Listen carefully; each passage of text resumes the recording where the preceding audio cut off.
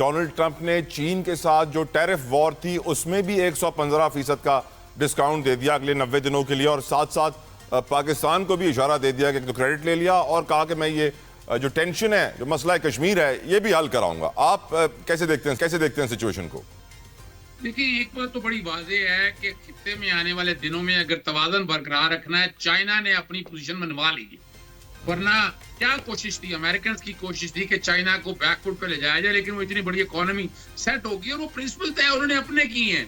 आप जरा गौर करें, उन्होंने हर शोबा जिंदगी के अंदर पूरी कहाँ आज से 30-40 साल पहले का चाइना और आज का चाइना देखें, वजह क्या है? उन्होंने सेल्फ सस्टेनेबिलिटी की बात की है, उन्होंने खुद बैठ के कौम को आगे लेकर गए हैं। और यही बात जो मैं शबर साहब से भाइयों की तरह से मेरा बड़ा ताल्लुक है उनके साथ, उन्होंने जो बात की है ना, क्या हमने कोई ऐसा चीजें सेट की है?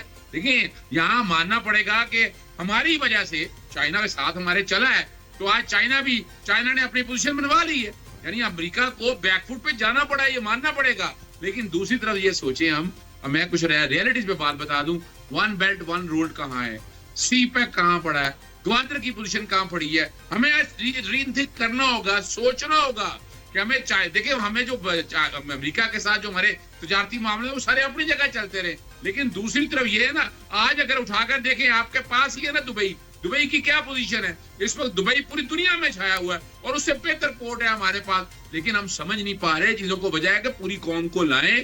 आपने अगर अगली जंग लड़नी है ना, और वो आज भारतीय फिजाइया के एयर चीफ ने जहां शिकस्त मानी है, दोबारा उसने कहा है कि दोबारा नहीं, वो आइडिया दे दिया कि आराम से नहीं बैठेगा।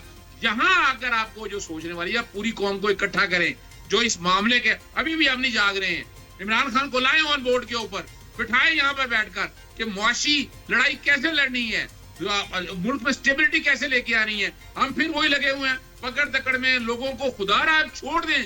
इस जंग के बाद आपको अपने आप को बराबर दुनिया में लाना है और अपनी पोजीशन कायम करनी है। ये बेहतरीन मौका है कि तमाम लोगों को इकट्ठा करें और आगे लेकर चलें, और आपके लिए एवेन्यू इतने खुले हुए हैं। यानी आप ये जो ब्लॉक की हम बात करते हैं, आप देखें ना, इमरान खान ने उस वक्त क्या किया था, अमेरिका को इनकार किया था ना, और उसके बाद क्या हाल किया, वो ज्यादा बात है। आज देखिए ना, आज चूंकि हम, और यहाँ मानना पड़ेगा कि J-10 वगैरह अगर चाइना से डीलें की थी उस वक्त, वो इमरान खान के दौर में हुई थी। मैं ये नहीं कह रहा कि इमरान खान ने जाती हैसियत में की थी, बतौर वजीर आजम के तौर पर, एक स्टेट्समैन होने के नाते, और उस स्टेट्समैनशिप को आगे लेकर चलना है। वरना यहाँ तो हम ना मोदी का जो यार है, गद्दार है, क्या हम भूल जाएंगे कारगिल, भूल जाएंगे क्या रोक आर्मी के नारे लगते थे? क्या हम सिरिल अल्मेडा को, डॉन लीग्स को भूल जाएंगे, गुलभूषण यादव को भूल जाएंगे, जहां पर क्या क्या बयान सामने रहे हैं? यानी ये टाइम नहीं है ऐसा, लेकिन आगे अगर आपने दो महाज बहुत जरूरी है। आप कह रहे हैं टू मूव फॉरवर्ड, आगे बढ़ने के लिए इमरान खान को वापस लाना होगा सिस्टम में, आप ये कह रहे हैं? देखिए, ये बात भी है, और पूरी कौम को इकट्ठा करना होगा इस मौके के ऊपर। आपने पिछले, आप जरा गौर करें, 3-3.5 साल में इस मुल्क में क्या करप्शन खत्म हो गई है? क्या इस मुल्क में लाकानूनियत खत्म हो गई है? आपको इस तरह सोचना है। राना साहब मुस्कुराते हुए आपकी बात सुन रहे हैं और जवाब देने के मूड में हैं, अगर आप इजाजत दें। देखिए, राणा साहब ने तो वो सियासी बातें कर रही है, मैं भी सियासी बातें करने के मूड में नहीं हूँ। मैं सिर्फ एक बात खत्म करता हूँ। देखिए, आपको यहाँ बैठकर मुझे ये बताया ना कि 3 सालों के अंदर इकोनॉमिक हब के तौर पर क्या आपने एक्सपोर्ट बढ़ा ली? क्या आपने करंट डेफिसिट, आपका जीडीपी गौर करें, आपके कर्जों की पोजीशन कहां से कहां पहुंच चुकी है? आपने करप्शन के हवाले से बता दें, 3-3.5 सालों के अंदर कौन सा बड़ा आप बताने नहीं दे रहे हैं, वो कैसे बताएं अजहर साहब? आप बताने भी तो देना उनको, वो कब से वेट कर रहे हैं कि आप उन्हें मौका देंगे बताने का। राना साहब please, over to you sir. देखें, अल्हम्दुलिल्लाह माशी तौर पे तो मुल्क बेहतरी की तरफ है, B- की क्रेडिट रेटिंग है और आउटलुक पॉजिटिव है, चीज़ें बेहतरी की तरफ जा रही हैं। बिल्कुल हमें कौम को जोड़ने की ज़रूरत है, हमें अपोजिशन को एज अ जमात साथ लेके चलने की ज़रूरत है, और इस हुकूमत का हमेशा यही स्टांस रहा है। हमने हमेशा PTI को दावत दी है कि अगर दहशत गर्दी के हवाले से नेशनल सिक्योरिटी कमेटी का इजलास है तो उसमें शामिल हो, अगर वो नहीं हुए ये उनका फेल है। हमने दावत दी सिक्योरिटी की ब्रीफिंग्स में जंग के हवाले से, अगर ये नहीं शामिल हुए ये इनका फेल है। लेकिन मुल्क ने आगे बढ़ना है और हम हमेशा इंगेज करते रहेंगे अपोजिशन को कि वो हर उस कौमी मफाद के अंदर अपना हिस्सा डालें। अब बाकी जो बात है उस पर मैं क्या कमेंट करूं? यानी आपके जवाब से मैं ये समझ रहा हूं राना साहब, आपने कहा in other words Imran Khan jail से बाहर आने वाला नहीं है एनी टाइम सून। देखिए, ये तो अदालतों ने फैसला करना है। अब ये अपनी हमेशा एक वो मैं क्या कहूँ एक सिंगल पॉइंट एजेंडा पे आ जाते हैं। वो कहते रहे, बात ये कि इनका तो ये मौक़िफ़ था कि अगर खान नहीं आएगा तो ये मसला रिजॉल्व नहीं होगा। अल्हम्दुलिल्लाह मुंह तोड़ जवाब इंडिया को दिया, दुनिया मान रही है। इनके मुताबिक अगर वो खान ना निकल के करता तो पता नहीं क्या हो जाना था। तो यहाँ बात ये कि आप ऐसे जमात चले, हम तो समझते हैं कि एज ए जमात हमें इनके साथ एंगेज करना चाहिए।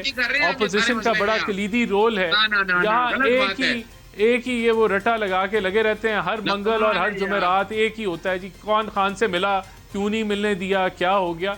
ये इररेलेवेंट हो गए हैं टॉपिक। हमें मुल्क को आगे लेके जाना है माशी तौर पे। हमें जो है वो मुल्क को मुल्क की बेहतरी के लिए काम करना है।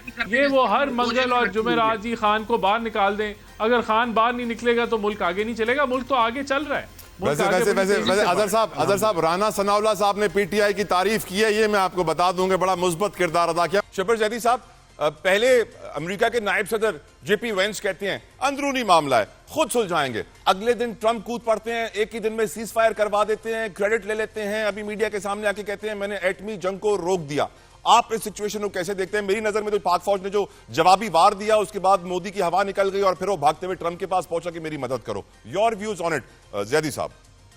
देखिए, मेरा बिस्मिल्लाहिर्रहमानिर्रहीम, मेरा व्यू ये है कि बुनियादी तौर पर पहली गलती मोदी ने की थी और उनको ये अंदाज़ा नहीं था कि पाकिस्तानी कौम मुश्किलात में हो सकती है, माशी मुश्किलात में हो सकती है, सियासी मुश्किलात में हो सकती है, मगर दुश्मन के ख़िलाफ़ वो बिल्कुल मुत्तहद है। और वो ये समझ रहे थे, मेरा ज़ाती व्यू है, वो ये समझ रहे थे कि क्योंकि इनके यहाँ माशी मुश्किलात है और इनके यहाँ सियासी मुश्किलात हैं, तो इस टाइम पर अगर वो कोई एक्शन करेंगे तो ये यूनाइटेड और एक मुत्तहदा रिएक्शन नहीं देंगे और उससे वो फ़ायदा उठाएंगे। मगर जो चीज़ सामने आई है वो ये है कि जब आप किसी चीज़ को दबाते हैं तो वो और मजबूत हो जाती है और ये चीज़ बिल्कुल वाज़े तौर पर साबित हो चुकी है। दूसरी बात जो चीज़ हम रियलाइज़ नहीं कर रहे वो ये है तलहा साहब कि जिस तरह आर्टिफिशियल इंटेलिजेंस में चाइनीज़ डीप सीक ने अमेरिकन इक्विपमेंट को ये साबित कर दिया कि ज़रूरी नहीं है कि अमेरिकन टेक्नोलॉजी हर चीज़ में अच्छी हो, तो चाइनीज़ टेक्नोलॉजी जो थी उसने वेस्टर्न टेक्नोलॉजी ऑफ आर्म्स को एक्चुअली फ्यूटाइल कर दिया या उनको बेकार कर दिया। ये चीज़ जिस तरह राना साहब ने कहा, ये चीज़ अब जो जंग हुई है इसमें ये अब पाकिस्तान और दुनिया के जितने भी मिलिट्री स्ट्रेटजिस्ट हैं उनकी तारीख में पढ़ाया जाएगा कि ये हुआ है। अच्छा, तीसरी बात ये है कि मैं एज ए पाकिस्तान की सालमियत, पाकिस्तान के इत्तेहाद, पाकिस्तान की पोजीशन को 100% उसके साथ खड़े हैं और हम आखिरी खून का खतरा बहा देंगे।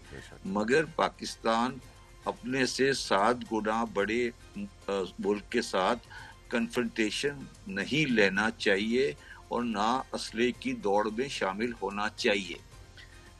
अगर हम इस असले की दौड़ में शामिल होंगे तो हम अपने अवाम के लिए नुकसान पहुंचाएंगे। वो माशी तौर पर हमसे 7 गुना बड़े हैं, ये हमें मानना चाहिए।